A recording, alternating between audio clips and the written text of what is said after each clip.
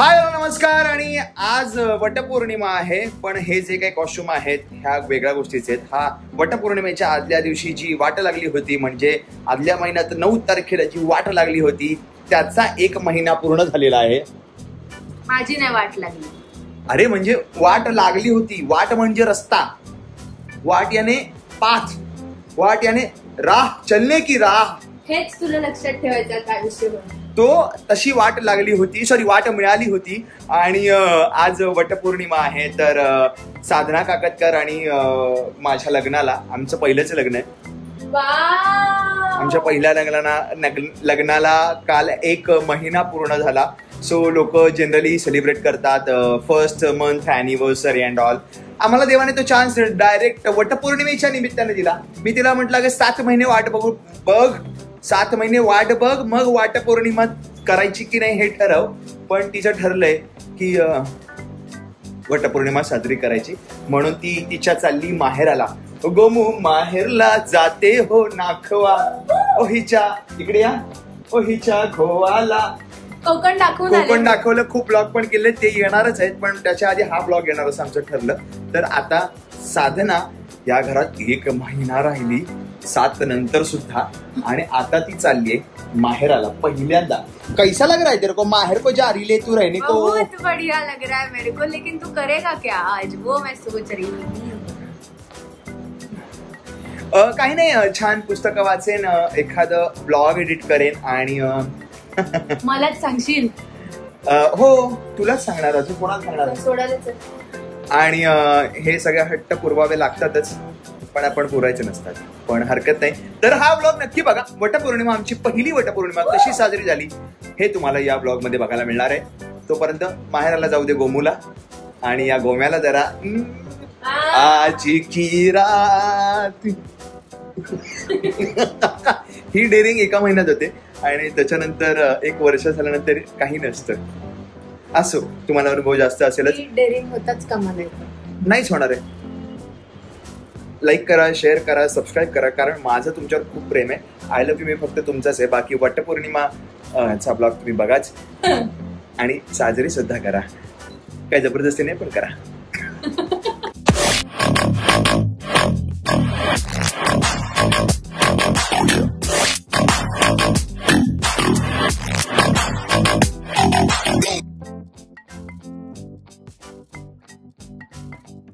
तर मित्रांनो, सकाळी उठून 6 वाजता मी निघालेलो आहे, आणि आता चाललोय, तयारी केलेली, आणि साधनाची पहिली वटपौर्णिमा चालू.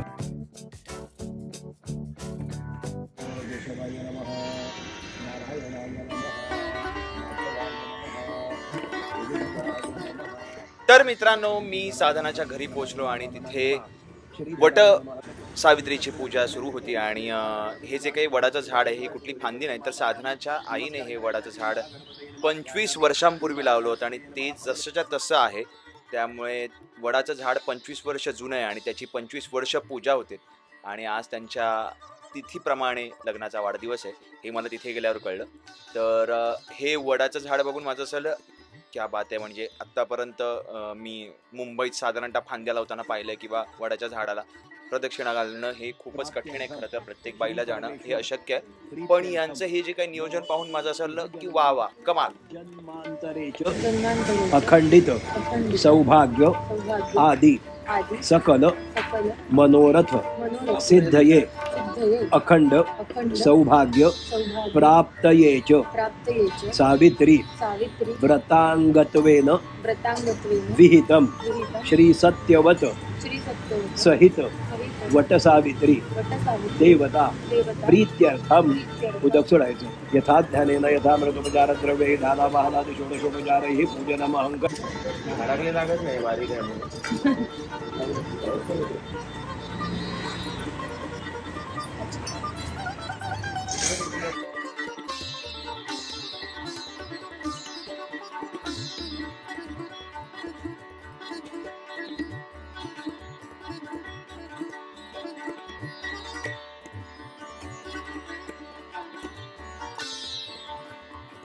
असं ठेव की त्याच्या भोवती फक्त पाणी फिरव. खिडकी बद्दल ठेव त्याच्यावर.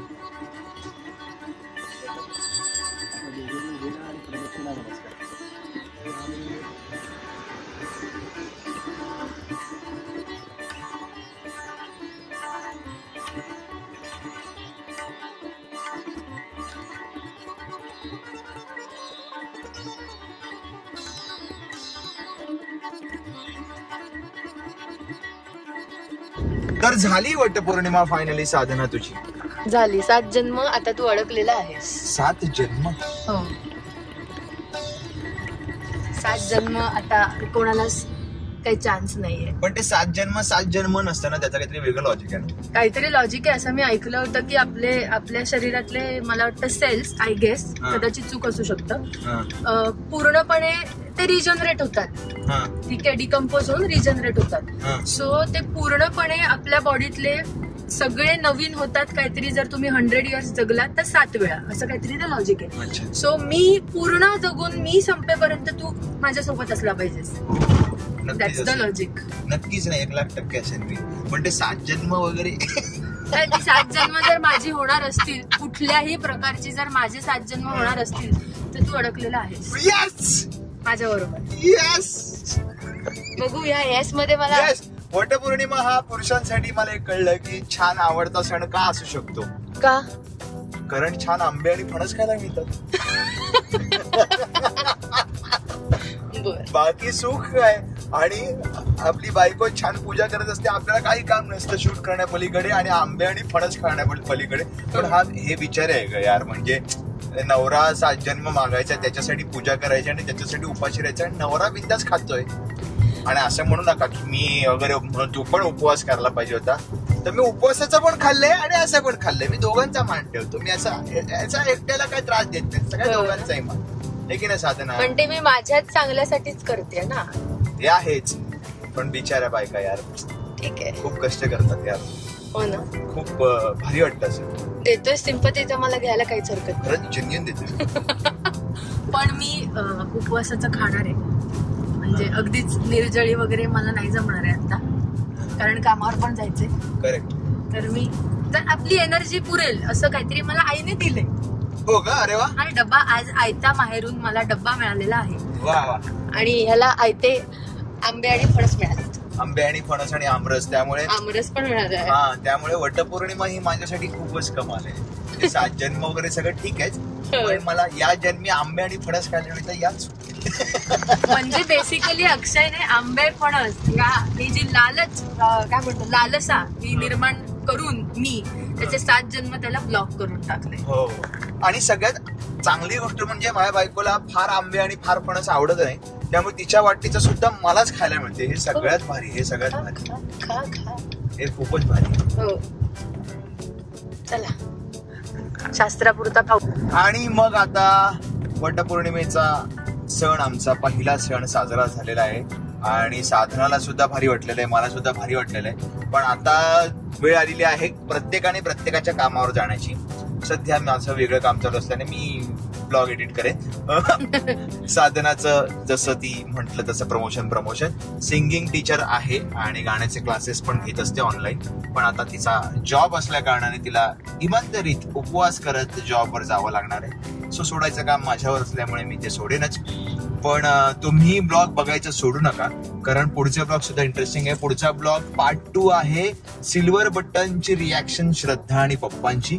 आणि त्याच्यानंतर जे तुम्हाला पाहायचं होतं की सावंतवाडीत आम्ही काय धमाल मस्ती केली त्याचे सुद्धा पार्ट येणार आहेत. पण म्हटलं पहिला वटपौर्णिमेचा ब्लॉग टाकूया कारण लोकांना तो बघण्यात जास्त इंटरेस्ट असेल. तुम्हाला सुद्धा इंटरेस्ट आहे मला माहितीये. तुमची वटपौर्णिमा कशी साजरी झाली हे कमेंट बॉक्स मध्ये सांगा. आम्ही त्या नक्की वाचू. आम्हाला आवडेल तुमच्या सुद्धा गोष्टी ऐकायला. तर आमच्या दोघांवर प्रेम करत राहा. कितीही अशा 7 जन्म मागणाऱ्या माझी बायको जरी असली आणि तिचं माझ्यावर खूप प्रेम जरी असलं तरी माझं तुमच्यावरच प्रेम आहे कारण आय लव्ह यू मी फक्त आणि फक्त तुमचाच.